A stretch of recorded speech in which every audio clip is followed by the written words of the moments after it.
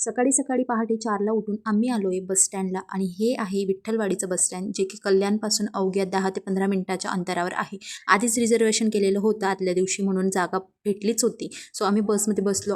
आले होते सोडायला आणि त्यांनी आम्हाला बसमध्ये बसवलं. थोड्या गप्पा गोष्टी केल्या आणि त्यानंतर बस निघायचा वेळ झाला. फायनली आहोंना बाय बाय केलं आणि त्यानंतर प्रवासाला सुरुवात झाली. प्रवास चालू झाला आणि 5 वाजले होते. कल्याण सोडलं. त्यानंतर थोडा वेळ आम्ही पण आराम केला गाडीमध्ये आणि सकाळी डोळे 7ला उघडले. त्यानंतर तुम्ही पाहू शकता, पहिल्यांदा म्हणजे 6 महिन्यानंतर मला कमीत कमी पहिल्यांदा असं सूर्योदय बघायला मिळाला, तो पण बाहेर. आणि त्यानंतर हा व्ह्यू एवढं छान वाटत होतं ना. त्यानंतर घरी पोहोचलो. साधारण 2 वाजले होते आणि मग घरी आल्यानंतर थोडा आराम केला, कारण सकाळी लवकर उठवलं होतं म्हणून थकलेलं होतं फारच. आणि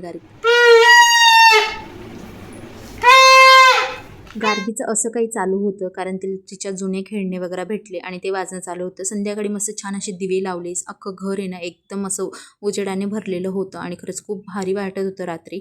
आणि छान असे मस्त फटाके पण फोडले. गार्गीच्या मामांनी भरपूर सारे फटाके आणलेले होते, म्हणून आजपासून आमची दिवाळीची खरी सुरुवात झाली आणि खूप सारे फटाके फोडून सगळ्यांना happy Diwali in advance. Thank you for watching. Bye.